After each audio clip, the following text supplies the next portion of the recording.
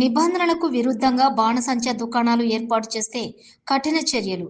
నెల్లూరు నగరంలోని బాలాజీ నగర్ 6వ పట్టణ పోలీస్ స్టేషన్ పరిధిలో టపాసాల దుకాణాలు నిబంధనలకు వ్యతిరేకంగా షాపులు ఏర్పాటు చేస్తే కఠిన చర్యలు తీసుకుంటామని 6వ పట్టణ సీఐ సాంబశివరావు తెలిపారు. ఈ మేరకు ఆయన మంగళవారం మీడియాతో మాట్లాడారు.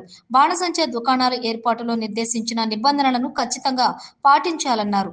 ఎటువంటి అనుమతులు లేకుండా ఇష్టారాజ్యంగా దుకాణాలు ఏర్పాటు చేస్తే వారి మీద కేసులు కూడా నమోదు చేస్తామని, టపాసుల దుకాణాలు ఏర్పాటు చేసేటప్పుడు దానికి సంబంధించి నిబంధనలు ఖచ్చితంగా పాటించి ప్రజలకు ఇబ్బందులు లేకుండా ఏర్పాట్లు చేసుకోవాలని సూచించారు.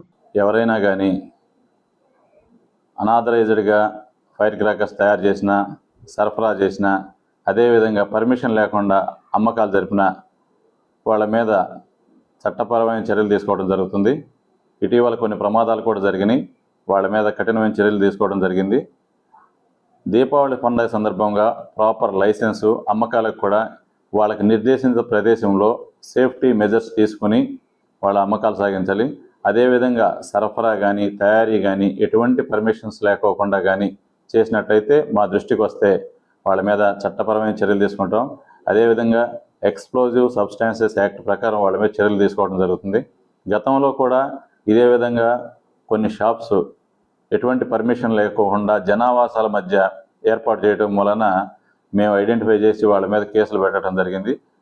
అందరికీ తెలియజేసేది ఏంటంటే, ప్రాపర్గా గవర్నమెంట్ ఇచ్చినటువంటి లైసెన్సు, రెవెన్యూ అథారిటీస్ ఇచ్చిన లైసెన్సు ఏ ప్రదేశంలో ఇచ్చారో ఆ ప్రదేశంలోనే ఏర్పాటు చేసుకోవాలి. అదేవిధంగా సేఫ్టీ మెజర్స్ తీసుకోవాలి. వాటర్ కానీ, ఇసుక కానీ, షాప్ మధ్య డిస్టెన్స్ కానీ, ఇవన్నీ కూడా సేఫ్టీ మెజర్స్ తీసుకోవాలి.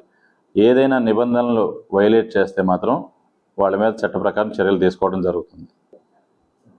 బాలాజీ నగర్ పోలీస్ స్టేషన్ పరిధిలో ఎవరైనా ఈ బాణాసంచా తయారు చేయడానికి కానీ, సరఫరా చేయడానికి కానీ, సేల్స్ చేయడానికి కానీ ప్రాపర్ లైసెన్స్ ఉంటే మాత్రమే చేయాలి. లేదంటే మాత్రం వాళ్ళ మీద కఠినమైన చర్యలు తీసుకోవడం జరుగుతుంది.